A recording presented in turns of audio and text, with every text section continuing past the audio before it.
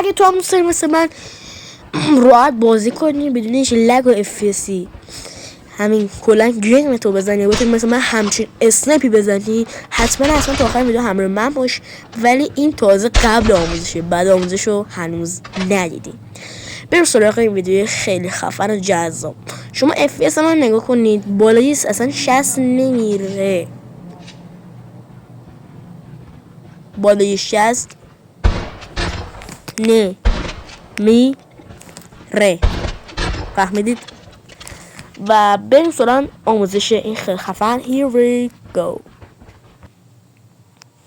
خب از شما اول باید برید وارد گیم تور خودتون بشید و گیم اول از اونجا که میتونید از ستینگ و اینا درستش کنید. بعد وارد ستینگ میشید، قسمت دیسپلی رو انتخاب میکنید، قسمت رفرش ریت رو میزنید و اونو از روی 60 هرتز روی 120 هرتز انتخاب میکنید.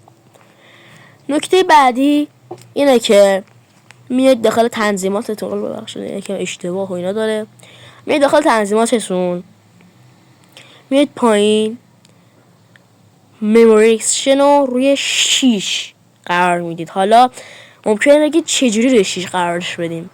هر چیزی که باید تستش کنیم، مثلا من 8 بود بد بود، FPS 50 میداد، 8 رو من گذاشتم روی 6، روی 4 بود اول خیلی بد بود، من گذاشتم روی 8 یکم بهتر شد، روی 6 و خیلی خوبه. الان این بعد ویدیوه، یعنی بعد آموزش، نگاه کن FPS منو تا 120 FPS هم میره. حالا تو نگاه کن اینا 7 FPS رو الان داد، 67 FPS، 66 FPS، 63 FPS، 66 FPS. FPS به شدت بالاست. حالا داخل ویدیو ممکنه تا 70 80 پایین، مگر داخل گیم خودتون که اصلا نگاه کن الان چه FPS پایین اومده. و اینجوری میتونید مثلا من راحت هدشات بزنید، نگاه کنید اینجوری هدشات بزن که خیلی میتونه شما کاربردی باشه که پلیر بشه. نگاه کن اینجوری هدشات بزن، اینجوری هر جوری بخواد هدشات بزن و کلا حال میکنه. کلا دمای دستت به گوشی، نه گوشی به دمای دستت واکنش نشون میده.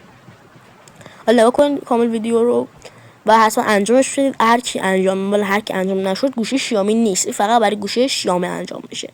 مثل اینجا ویدیو بدید، حتما ویدیو رو لایک کنید، کانال من رو سابسکرایب کنید، زنگوله بغلش هم بزنید.